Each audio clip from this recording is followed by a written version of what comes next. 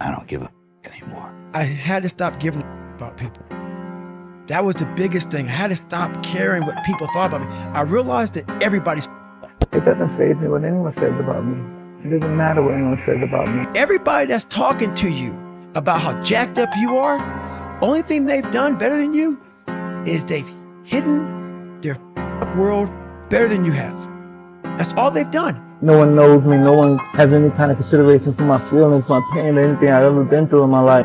I just want to say from the bottom of my heart, I'd like to take this chance to apologize to absolutely nobody. The double champ does what the he wants. A friendly reminder that in 3 generations, everyone who knew us will be dead, including the people whose opinions stopped you from doing what you wanted all along.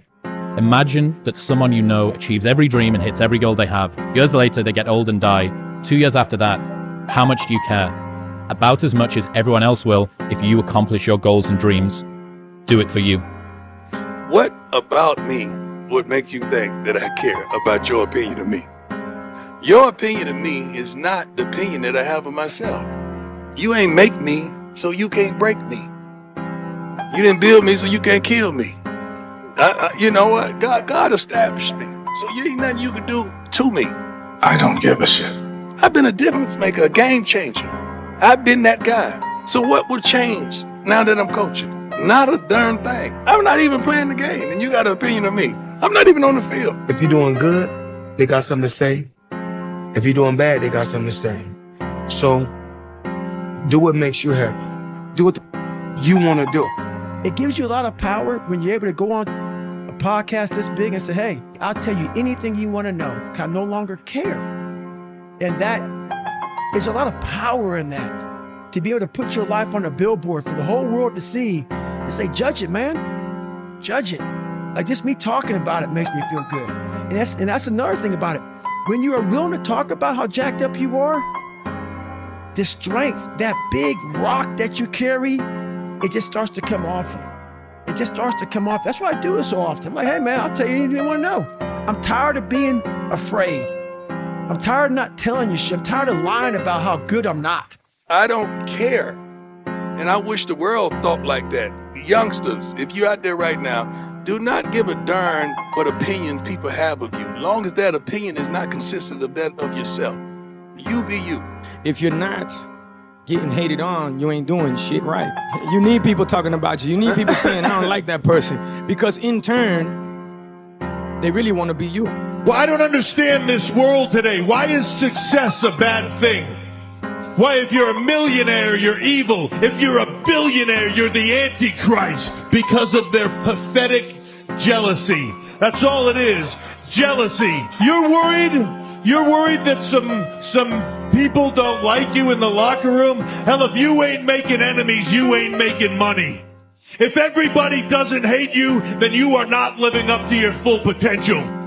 Live the good life. You get one shot at life. One shot. One go around in this world. You take life and you grab it by the throat and you make it give you everything you want. It doesn't matter whether I achieve all of my goals or I don't achieve all of the goals. In 3 generations, I'll be forgotten, and the only people who were naysaying against me will also be dead.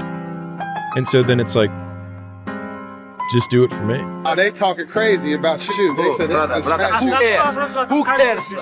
Who cares, brother? Who cares? You're not afraid of failing. You're afraid of what other people will think of you if you fail.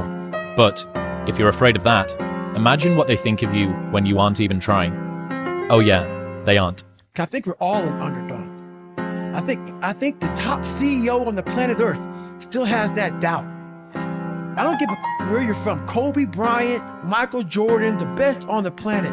We're all underdogs. Whether you're underdog because you put yourself there to be hungry, or you're just a real life underdog. We're all an underdog. This is my life, man.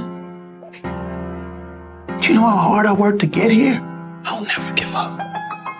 There is a hook in me, one that you cannot see, but it is there. And you think I have a choice? There is no choice. I built this shit. Me. Brick by brick. And I'll be damned if I let you tear it down just because you don't like the way another nigga talk. Are you the coldest man in boxing? No emotion. You're too cold. Yeah, because I think that emotions most of the time doesn't help us to deal with something.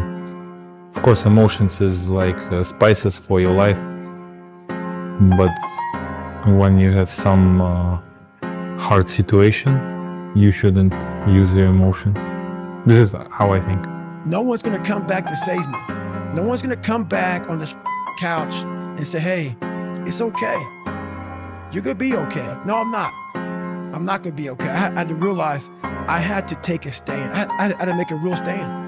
And it was painful to look at who I was, what the world and myself created. It created a very lonely, depressed, insecure man that would do anything just to have a friend. And I saw that as very pathetic. When you look at the truth, it becomes very ugly and pathetic. Right now, what you're going through is only a test. Let me tell you, there's always light at the end of the tunnel for people who don't give up on themselves. Almost always. I've been through some crazy stuff in my career and in my life. Mom died at a young age. My sister died when she was really young. I made some huge mistakes throughout my life, man. Big public mistakes, man. Lost friends, and coaches, and teammates. Sometimes in my life, I felt like the whole world hated me. There was times where I thought I'd never make it back. You're the greatest champion in UFC history. That's right, man. Doesn't have to be over. I hated my current existence. And so I think some people like don't hate their current existence. And so like, I don't think you either have to really believe that this thing's going to happen, or you have to know that your life sucks. And I knew that my life sucked. And so I knew that if I did something else, it would have a higher likelihood of changing my life than not doing something. And at least that's how I would say that I probably saw it at the beginning. Like, if you are angry, use it. If you are sad, use it. Or it uses you. You've got to create a lot of different emotion to heighten your sense of awareness and focus. Like, for me, anger was good. Anger was good because it was motivating. The more I could create an enemy, the more I wanted to go on those guys. Man, if I could just, what did they say? You know, and what did they look like? Did they disrespect me at all? You know, and did that still say something? Like, those are little things that can get me right in the emotional frame of mind that when I run on the field and I say, let's fucking go. Their opinion doesn't matter. Their opinion means nothing. It is literally an opinion.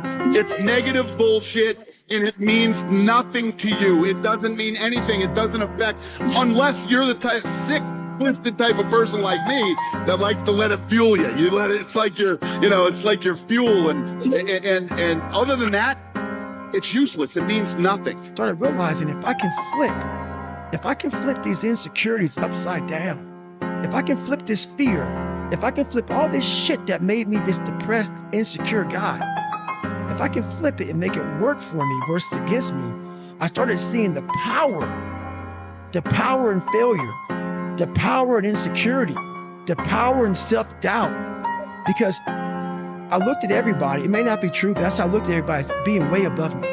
I thought to myself, if I can be at the lowest part in the world, in the sewer, and be able to overcome all this shit, I started using that as power. And I slowly started passing the guys from Harvard, the guys from MIT, the guys who were from great families and shit. I'm like, oh my God, I'm catching up. I had nothing. So I started flipping it and using it as power.